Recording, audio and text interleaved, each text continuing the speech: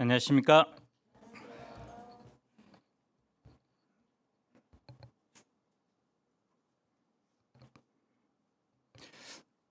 6월절 명절이 되면 해외와 이스라엘 전역에 흩어져 있던 유대인들은 예루살렘 성전을 향해 모여듭니다. 평소 5만 명 정도였던 예루살렘은 명절이 되면 10배 이상 인구가 증가합니다. 순례자들은 찬양을 부르면서 나갑니다. 또 가족들과 신앙적인 이야기를 나누며 동행합니다. 당시 가장 큰 이슈는 두 가지입니다. 과연 하나님께서 로마의 압제에서 언제 우리를 구원하여 주실 것인가? 다른 한 가지는 누구를 통해 그 일을 이루실 것인가? 이 질문에 대한 대답으로 흥미로운 소문이 돕니다. 나사렛 예수라는 분이 지금 예루살렘으로 올라오고 계시는데 가는 곳마다 귀신이 쫓겨나고 맹인이 보게 되고 결정적으로 죽은 나사로를 살리시는 등 놀라운 일을 행한다는 사실입니다. 그들은 예수님을 봅니다. 나귀를 타고 예루살렘에 입성하는 예수님을 열렬히 환영합니다. 그런데 그들의 기대와 달리 예수님은 어떤 왕입니까? 1절을 봅시다. 예루살렘 근처 벳바게와 베다니에 이르렀을 때입니다. 예수님은 제자 중 둘을 보내며 이렇게 말씀하죠. 너희는 맞은편 마을로 가라. 그리로 들어가면 곧 아직 아무도 타보지 않은 나귀 새끼가 메어 있는 것을 보리니 풀어 끌고 오라. 요즘 말로 하면 새로 뽑아서 아직 비늘도 뜯지 않는 새 차가 주차되어 있는데 그 차를 끌고 와. 제자들은 당황하겠죠. 하지만 순종해서 맞은편 마을로 갑니다. 과연 마을 어귀에 나귀 새끼 한 마리가 메어 있는 것을 봅니다. 떨리는 마음으로 다가가 나귀 새끼를 쓰다듬으면서 메어 있는 끈을 풉니다. 그 순간 근처 텃밭에서 일하고 있는 한 사람이 고함을 치며 이렇게 말하죠. 당신 누구야? 왜 남의 나귀 새끼를 허락도 없이 풀어갑니까? 순간 얼음이 된 두 제자들 등에서는 식은땀이 흐르고 현행 절도범으로 몰릴 위기입니다. 정신을 차리고 예수님이 가르쳐준 한마디를 하죠. 주가 쓰시겠답니다. 그러자 그 사람은 태도를 바꾸고 어서 끌고 가세요라고 말합니다. 나귀 새끼를 끌고 오는 이 과정 속에 나타난 예수님은 어떤 분이십니까? 첫째, 예수님은 모든 것을 아시는 분입니다. 맞은편 마을에 가보지도 않았는데 아무도 타보지 않은 나귀 새끼가 있는 것을 아셨고 주인이 어떻게 반응할 것도 아시고 주가 쓰시겠다고 말하면 보낼 것도 아십니다. 그래서 예수님은 시 공간을 초월하여 모든 것을 아시는 전지하신 하나님입니다. 반면 우리는 한 치 앞도 모르고 삽니다. 오늘 오후에 어떤 일이 일어날지 모릅니다. 그런데 예수님은 과거, 현재, 또 앞으로 일어날 모든 사건들을 알고 계십니다. 다윗이 이렇게 노래합니다. 내가 앉고 일어섬을 아시고 또 멀리 서서 내 생각을 밝히 아신다고 말합니다. 현재 내가 무엇으로 힘들어하고 무엇 때문에 고통하고 또 무엇을 필요로 하는지 잘 아시는 분입니다. 그런데 알고만 있다고 도와주지 않으면 무슨 소용이 있을까요? 예수님은 전지한 분이시면서 또한 전능한 분이십니다. 우리 형편을 아실 뿐만 아니라 능히 도우실 수 있는 분이십니다. 둘째, 예수님은 만유의 주가 되십니다. 예수님은 그동안 자신을 인자라고 말씀하셨습니다. 그런데 11장부터는 자신을 주라고 칭하십니다. 본문에 주가 쓰시겠다. 이 말씀은 예수님께서 만유의 주인이시다라는 선포입니다. 골로새서 1장 16절은 그래서 이렇게 말합니다. 한번 읽어봅시다. 시작.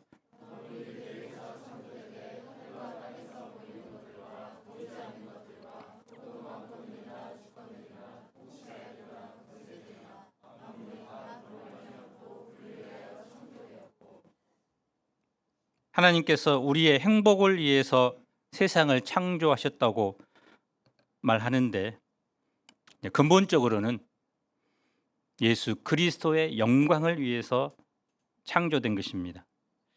예수님은 창조주로서 세상 모든 만물이 예수님의 것입니다. 나귀의 진짜 주인은 누굽니까? 예수님이죠. 나귀를 소유하고 있던 사람은 청지기에 불과합니다. 우리가 소유하고 있는 생명, 물질, 또 자녀까지도 나의 것이 아니라 예수님의 것입니다.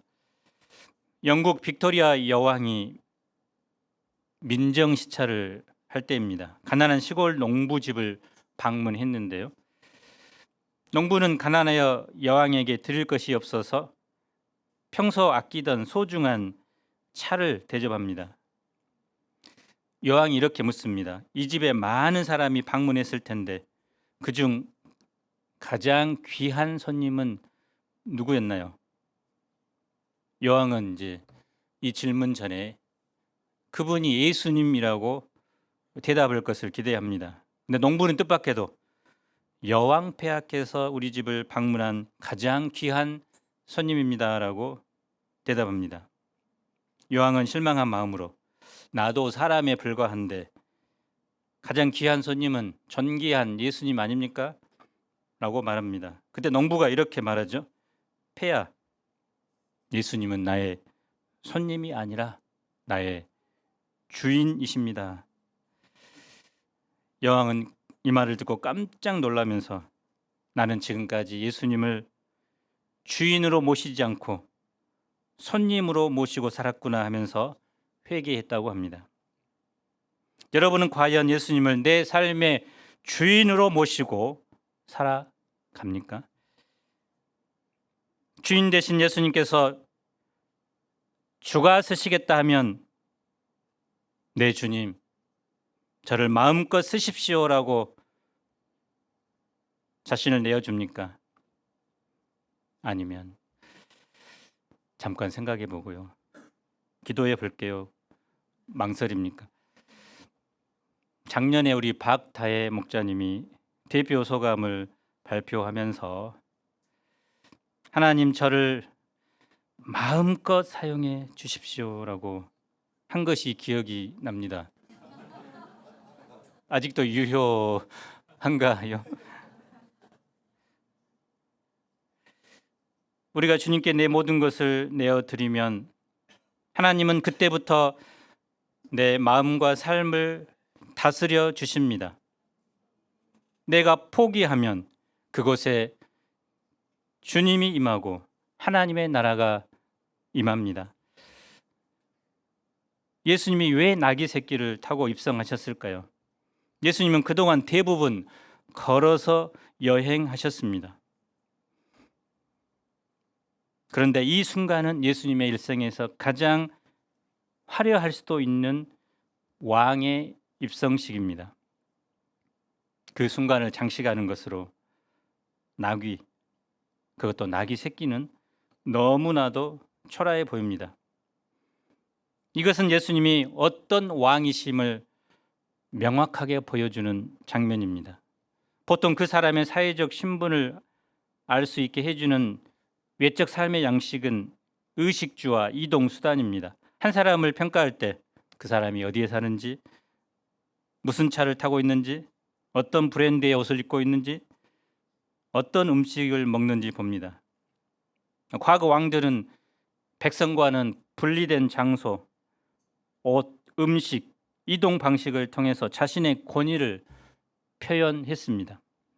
그런데 예수님은 만왕의 왕이심에도 불구하고 백성들 삶 한가운데로 들어오셨고 그들과 함께 거하셨고 함께 먹고 마셨습니다.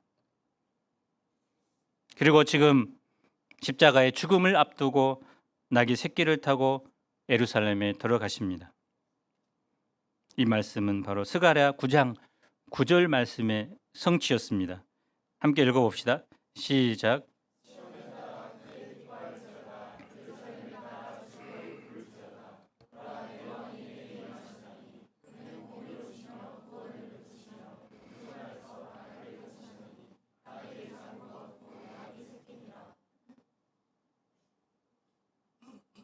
이스라엘 백성들은 깨닫지 못할지라도 그 스가랴 9장 9절 말씀이 바로 성취되고 있는 것입니다.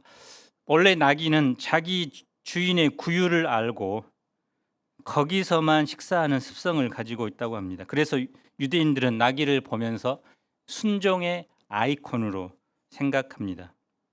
나귀 새끼를 타고 오신 예수님은 고통스러운 십자가의 길을 향해 가면서도 묵묵히 나귀처럼 순종하여 그 길을 걷고 계십니다. 무엇보다 예수님은 왕이시지만 힘으로 군림하는 왕이 아니십니다. 물론 재림의 때에는 영광 중에 오셔서 모든 만민을 심판할 것입니다. 그러나 그가 초림의 때에는 죄와 사망으로 구원하기 위해 이 땅에 낮아져 오신 섬김의 왕으로 오셨습니다. 겸손의 왕이 되셨습니다. 이 땅에 처음 오실 때도 구유에 겸손하게 낮아졌고 죽음을 앞둔 시점에서도 나귀를 타시며 그 겸손함을 보여주셨습니다. 사람들은 예수님을 어떻게 맞이합니까? 제자들은 자기의 겉옷을 펴서 나귀 위에 안장을 만듭니다. 많은 사람들은 자기들의 겉옷을, 또 어떤 사람들은 들에서 벤 나뭇가지를 길에 펴서 카페트를 만듭니다. 이 모든 것은 왕에 대한 존경과 환영의 표시입니다. 그리고 그들은 예수님을 열렬히 환영하며 이렇게 외칩니다. 9절 10절을 한번 읽어봅시다. 시작.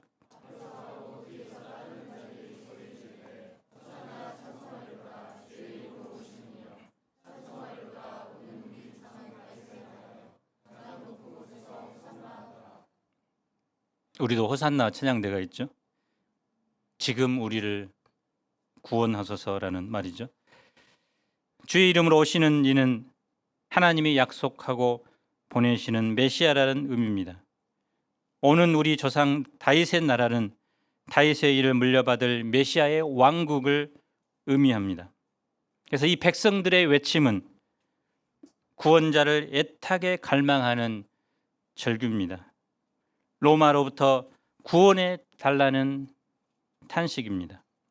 오늘날도 사람들은 이상적인 지도자가 나오기를 기대합니다. 그러나 대부분 지도자들은 처음에는 인기가 있다가 점점점 인기가 사라지고 사람들의 기대를 저버립니다. 당면한 경제 문제, 취직 문제, 주택 문제, 육아 문제, 노후 문제를 해결해 줄 그런 초인과 같은 구원자를 기대합니다. 그런데 우리가 살아가면서 경험하는 것은 이런 문제를 해결해 줄 지도자는 이 세상에 존재하지 않는다는 사실입니다. 북한의 김정은처럼 자기는 140kg 뚱땡이가 되어 가지만 백성들은 굶주리면서 살아갑니다. 무엇보다 세상의 어떤 지도자도 우리에게 구원을 가져다 주지 못합니다. 오직 주의 이름으로 오시는 이 예수님만이 우리의 참된 구원의 왕이십니다. 예수님은 우리를 죄에서 구원하기 위해 십자가를 지시고 죽음에서 구원하기 위해 부활하십니다. 그래서 죄와 죽음으로부터의 구원은 오직 예수 그리스도에게만 있습니다. 나귀를 타고 입성하신 예수님은 총독 관저로 가지 않죠. 성전으로 갑니다. 그곳을 둘러봅니다. 오늘날도 예수님이 오시면은 어디부터 보실까요? 계시록의 2장에 보면 예수님은 그 교회를 거니시는 분으로 나타납니다. 예수님을 믿지 않는 곳은 원래부터 이제 타락이기 때문에 별 기대가 없습니다. 그러나 예수님은 우리의 교회 또 우리의 각자의 마음의 상태를 둘러보십니다. 성전의 현재 상황이 이스라엘의 현재 상황이고 성전의 수준이 이스라엘의 신앙의 수준을 보여주기 때문입니다. 날이 저물자 예수님은 베다니로 가셨다가 이튿날 다시 들어옵니다.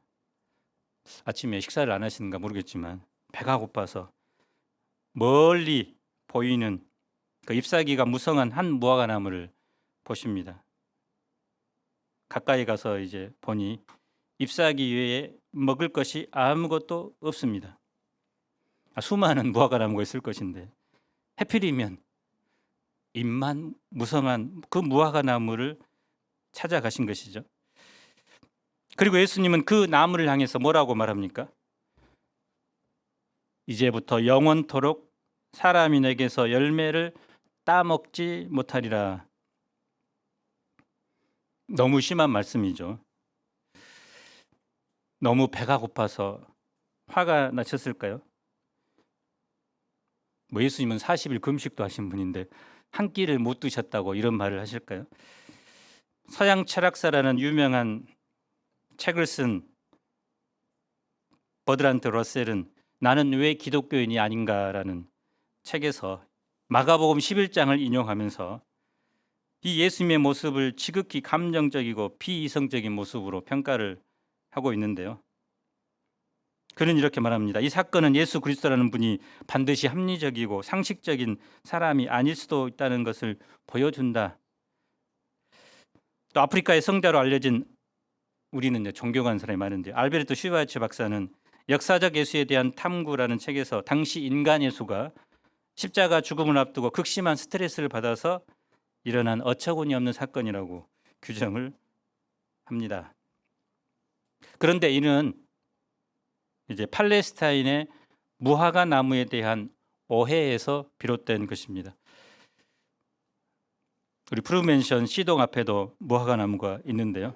사람은 안 먹고 새가 와서 쪼아 먹습니다. 무화과 나무는 팔레스타인의 무화과 나무 1년에 몇 차례 열매를 맺습니다. 5차례까지 열매를 맺기도 한다고 합니다. 6월절이 있는 이 4월쯤에 처음 열매가 열리는데 이것을 파게라고 부릅니다. 그 후 순차적으로 열매들이 열리는데 이것을 테나라고 합니다. 그래서 예수님이 머무셨던 베다니는 테나의 집, 벳박에는 파게의 집이라는 뜻입니다. 그곳에 그 무화과들이 많았기 때문에 불려진 이름이죠. 그래서 영어 단어 fig라는 이 단어도 이 파게에서 넣었습니다.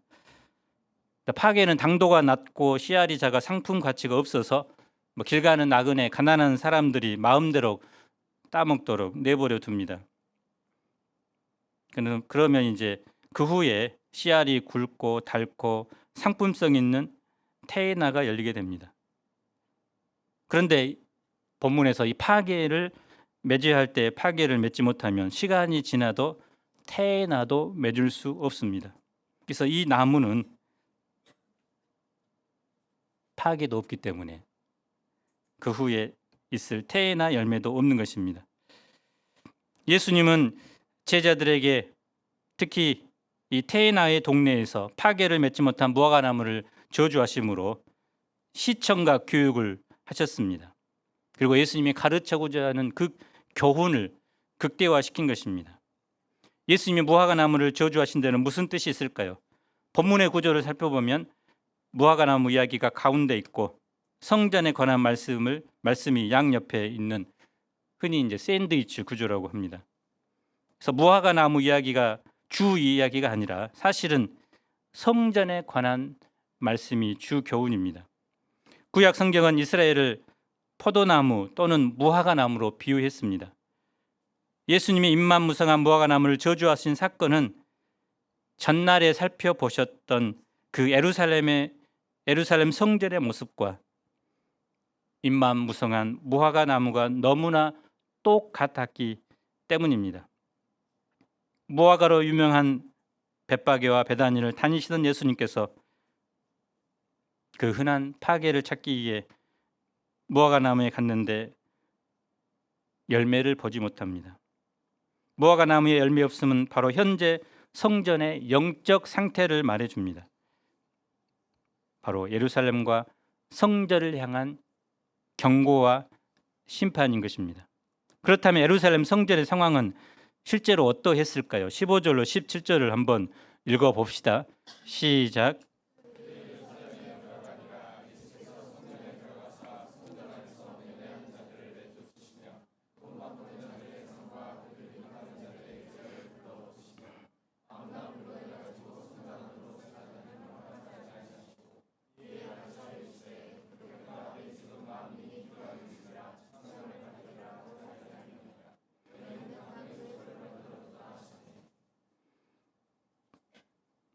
원래는 감람산에 시장이 있어서 그곳에서 가축을 사고 환전을 했는데 점점 들어와서 성전 안에 제사장의 허락하에 그 안나스의 상점이라는 그 장소에 이런 상점들이 늘어서게 됩니다. 거룩해야 할 성전 안에 왜 가축들을 파는 매매상, 비둘기를 파는 사람들, 환전소가 있는가요? 원래는 이제 최고로 화려한 이 성전에서 최고의 제물로 최상의 제사를 드리기 위해서입니다. 아무리 좋은 양, 또 최고 비둘기도 고향 집에서부터 가지고 오면 이제 가다가 막 돌에 부딪히고 피곤하고 지치고 이제 오면 이제 흠이 없는 짐승밖에 안 남아요. 그런데 성전에서 이제 돈을 주고 사면 최상품의 제물을 드립니다. 일반 사회에서 로마 돈을 썼는데 성전세를 내기 위해서는 유대 돈으로 이제 환전해야 됩니다. 그래서 환전상이 필요하겠죠. 그래서 가축시장 환전상은 백성들의 제사를 드리기 위한 그 편의를 위해서 제사장이 허락한 것입니다. 그렇다면 좋은 목적이라고 우리가 볼 수 있는데요. 그런데 성전을 보는 예수님의 평가가 무엇입니까? 내 집은 만민이 기도하는 집이라 칭함을 받으리라고 하지 아니하였느냐. 너희는 강도의 소굴을 만들었도다. 기도, 강도라는 단어가 눈에 확 띄죠. 만민이 와서 하나님을 만나고 기도하는 집을 강도의 소굴로 만들어 버렸다는 것입니다. 특히 유대인들뿐만 아니라 이방인들도 이방인의 뜰에 와서 기도할 수 있도록 만들어 놓았습니다. 범죄한 인간이 하나님께 나아가 죄를 회개하고 용서를 받고 또 주님과 영적인 교제를 하는 곳이 바로 성전입니다. 성전은 만민이 하나님을 만나는 모든 사람의 삶의 핵심이라고 할 수 있습니다. 그런데 이런 성전이 남의 것을 빼앗고 착취하는 강도들의 피난처가 되었다는 말입니다. 종교 지도자들이 최고의 예배를 드리게 하고 백성들의 편의를 위한다는 명목으로 기도와 장소를 빼앗아서 그곳에서 자기들의 이익을 챙기고 있다는 말입니다. 그래서 만민이 기도하는 집에 만민도 없었고 기도도 없었습니다. 잎만 무성한 나무처럼 사람들로 북적거렸지만 정작 하나님께서 원하시는 열매는 맺을 수 없었습니다. 이 예수님의 모습에서 우리는 무엇을 생각할 수 있을까요? 먼저는 성전이 어떤 곳이 되어야 하는가입니다. 오늘날 성전은 어디죠?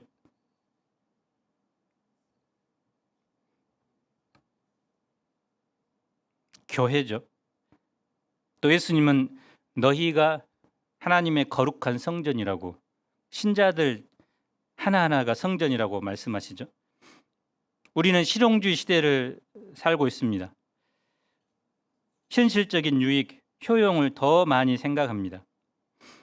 교회를 생각할 때도 죄악된 인생들이 하나님께 나와 진실하게 회개하고 죄사함 받고 주님을 향해 기도하는 곳인가 하는 여부보다는 이 교회에 얼마나 많은 사람이 모이는가, 어떤 편의 시설이 갖추어져 있는가, 또 내게 무엇을 줄 수 있는가, 이것을 먼저 생각합니다. 물론 우리가 스터디 카페를 만들어서 그곳에서 학생들이 공부하는 것 중요하죠. 그러나 교회는 일반 전공 공부보다 먼저 주님을 만나고 주님과 교제하는 거룩한 장소가 되어야 합니다.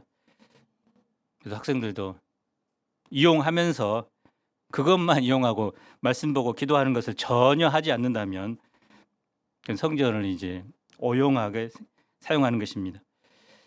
자신의 영적인 삶에서 생각해 볼 때도 겉으로 드러나는 종교 행위들에는 관심을 갖지만 정작 주님과의 진실한 만남, 그로 인한 변화들이 있어야 되는데 그것에 대해서는 소홀히 여깁니다. 그래서 교회는 다른 무엇보다 말씀이 선포되고 기도를 통해 하나님을 만나는 장소가 되어야 합니다.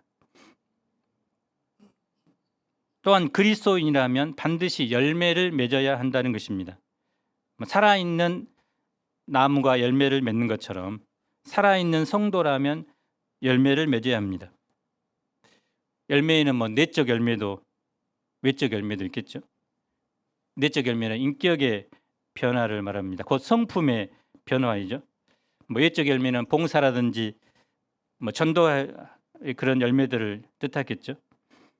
그래서 예수님을 믿고 성령께서 우리 안에 들어오셨는데 사람이 안 바뀔 수가 없겠죠. 또 내 삶의 주인이 바뀌었는데 어떻게 열매를 맺지 않겠습니까?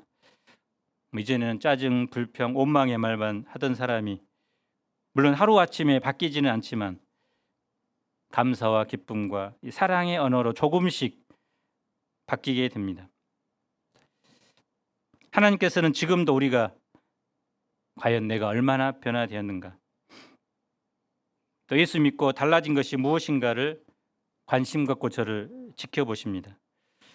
그런데 안타까운 것은 저 자신을 포함해서 교회를 오래 다니면 다닐수록 예수님을 닮아야 하는데 이상하게도 형식적인 바리새인을 닮아간다는 것입니다. 우리가 어떻게 열매를 맺을 수 있을까요? 예수님은 요한복음 15장에서 내 안에 거하라고 말씀하십니다. 나를 떠나서는 너희가 아무것도 할 수 없다고 하십니다. 그래서 우리의 인격이 변화되지 않고 또 우리가 그 열매를 맺지 못한 그 원인을 다른 것에서 찾기보다는 내가 주님 안에 거하는가, 그것을 살펴야 합니다. 우리가 새롭게 하나님이 기뻐하는 열매를 풍성히 맺음으로 하나님의 영광을 드러내기를 간절히 기도합니다. 제자들이 아침에 지나갈 때 전날에 저주하신 무화과 나무가 뿌리째 마른 것을 보았습니다. 베드로가 깜짝 놀라 말하죠. 랍비여 보소서, 저주하신 무화과 나무가 말랐나이다. 예수님의 대답이 무엇입니까? 22절을 읽어봅시다. 시작.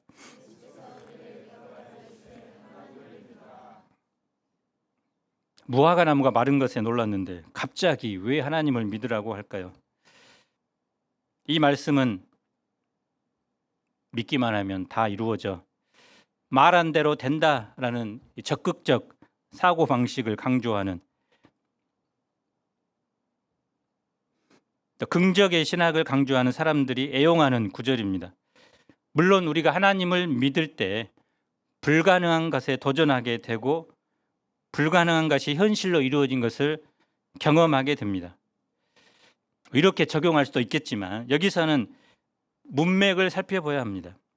문맥을 살펴보면 예수님께서 이전에 하신 말씀, 사실 유대인들은 하나님이 거하시는 그 성전이 없어진다는, 파괴된다는 사실은 꿈에도 생각하지 못했습니다.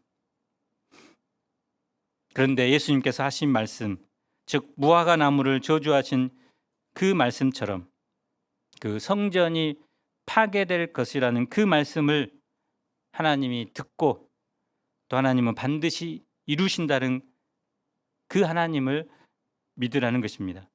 다음 구절까지 한번 봅시다. 23절을 읽어봅시다. 시작.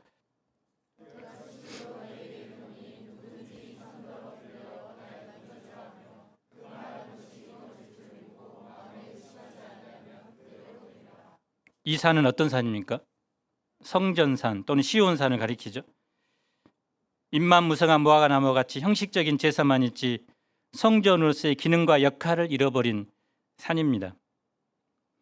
원래 이 산은 결코 뽑히거나 없어질 것이라고 상상할 수 없는 산입니다. 말일에 그 시온산이 모든 산 위에 우뚝 서게 될 것이라고 이사야서 2장에 나온 것처럼 그들은 그렇게 확신했습니다. 그런데도 예수님은 이 산도 들리어 바다에 던져지라 말하고 그 말이 이루어질 것을 의심하지 않으면 그대로 된다고 하십니다. 그래서 그 성전은 파괴되었습니다. AD 70년에 지금은 그 성전 위에 무엇이 세워졌습니까? 황금 사원, 이슬람 사원이 마호메트가 승천했다고 주장하는, 그래서 요르단 소유로 지정되어 있습니다. 곧 잎만무성한 무화과 나무를 마르게 하신 하나님께서 장차 열매 없는 성전도 사해 바다에 던져지게 하신다는 사실입니다. 앞으로 도무지 일어날 것 같지 않은 일들이 일어날 것입니다. 하나님은 새로운 성전을 준비합니다. 예수님의 십자가와 부활 사건 이후 사도행전에서는 새로운 공동체, 새로운 성전이 세워집니다. 120명이 모여 전심으로 기도합니다. 그들이 모인 곳이 바로 성전이 됩니다. 로마에 의해 성전이 완전히 해파되고 예루살렘은 함락당하지만 하나님의 계획은 결코 실패하지 않습니다. 하나님은 예루살렘뿐만 아니라 온 세계 열방에 하나님의 성전을 일으키고 만민이 기도하는 집을 곳곳에 세워주십니다. 믿음이 무엇입니까? 하나님을 의심하지 않고 그분을 온전히 신뢰하는 것입니다. 기적을 믿는 게 아니라 믿음을, 하나님을 믿는 것입니다. 그래서 믿음의 초점은 원래 우리 편에서 강한 결단과 의지가 아니라 그 믿음의 대상에 대한 절대적인 신뢰입니다. 한마디로 절대 의존입니다. 이스라엘 실패의 원인은 믿음의 문제입니다. 그들은 하나님을 온전히 신뢰하지 않았습니다. 열매를 맺으려면 바로 믿음이 있어야 합니다. 24절을 읽어봅시다. 시작.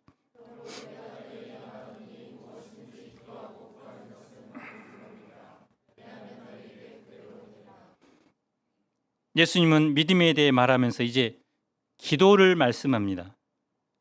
왜냐하면 기도는 믿음의 구체적인 표현이기 때문입니다. 믿음의 기도는 하나님의 능력을 가져오게 합니다. 하나님을 믿는다면 기도해야 합니다. 그러나 사람들은 대부분 근자감으로 기도하지 않죠. 근거 없는 자신감을 가지고 절대 하나님을 의지 않고 자기를 의지합니다. 그러나 기도는 하나님 앞에 나의 절대적인 무능, 연약함을 인정하는 것에서부터 시작합니다. 전능하신 하나님을 믿는 믿음이 있다면 또 우리의 절대적인 무능을 인식하고 이 전능한 하나님께 아뢰는 삶을 살아야 합니다. 근데 기도에는 또 어떤 이야기가 있을까요? 25절을 마지막으로 한번 읽어봅시다. 시작.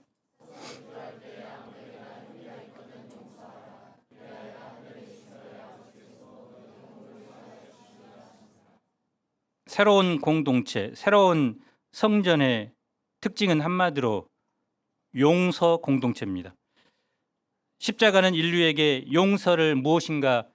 용서가 무엇인가를 확실하게 가르쳐 주었습니다. 용서가 없는 것은 전쟁터입니다. 요즘 러시아, 우크라이나 또 중동의 그 전쟁들이 소식들이 있죠. 인류 역사에 나타난 모든 비극과 불행 한가운데는 용서하지 못하는 것, 이로 인한 보복의 연속이 있습니다. 그런데 용서는 기도와 깊은 연결이 있다고 말합니다. 누군가를 용서하지 않는 마음으로 기도한다면 온전한 기도가 될 수 없습니다. 기도가 막혀버립니다. 우리도 이게 경험하죠. 용서는 하나님의 성품입니다. 하나님은 우리를 용서해 주셨습니다. 우리 죄를 용서해 주시기에 엄청난 대가를 지불하셨습니다.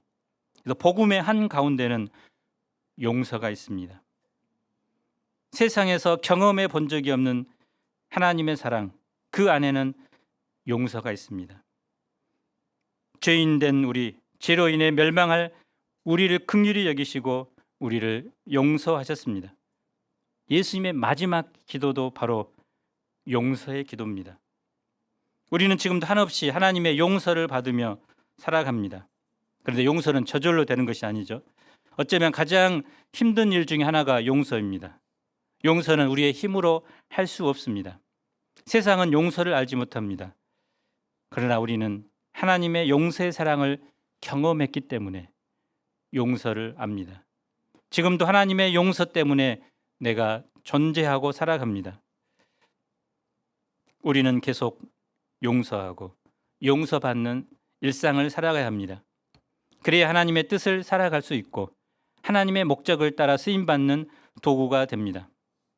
그래서 여름 캠프 때 우리 형제 자매들이 용서하지 못한 부모님, 또 나에게 상처 준 친구들, 그래서 복수의 칼을 갈다가 예수님의 용서의 사랑을 덧입고 그 복수의 칼을 내려놓을 때 하나님의 놀라운 은혜를 경험하는 것을 우리가 들었습니다. 그래서 용서가 바로 신자의 힘입니다. 결론적으로 제자들은 예수님이 말하는 것이 그대로 이루어지는 사건을 2번이나 경험합니다. 예수님이 말씀하신 대로 나귀가 있었고 말씀하신 대로 나귀를 끌고 올 수 있었습니다. 예수님이 말씀하신 대로 무화과 나무가 말랐습니다. 이제 예수님이 말씀하신 대로 성전도 멸망하게 됩니다. 예수님께서 하신 말씀을 하나님께서 다 이루어 주셨습니다. 그래서 이 성경, 앞으로 일어날 종말의 때 모든 주님의 말씀들도 하나님이 다 때가 되면 이루실 것입니다. 하나님은 예수님의 말씀을 들으십니다. 하나님과 예수님의 관계가 그렇게 친밀하고 특별했기 때문입니다.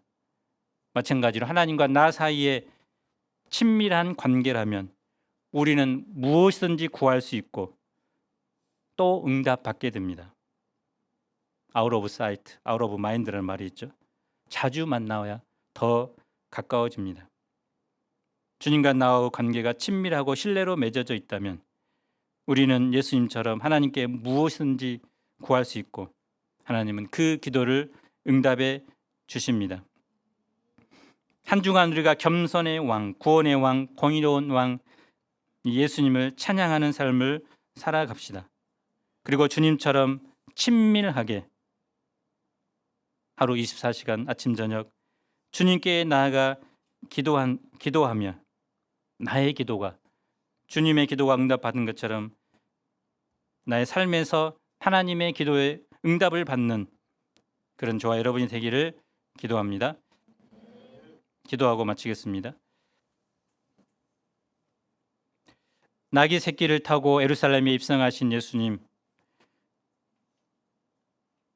공의와 또 구원과 겸손의 왕으로 오셔서 우리를 이 시간 다스려 주시고 주님의 통치를 받는 저희가 되게 하시고, 주님께서 주가 쓰시겠다 말씀하실 때 우리의 주인 되신 예수님께 우리의 것을 내어놓는, 또 주님께 마음껏 쓰임 받는 저희가 되도록 축복해 주시기를 간절히 기도합니다.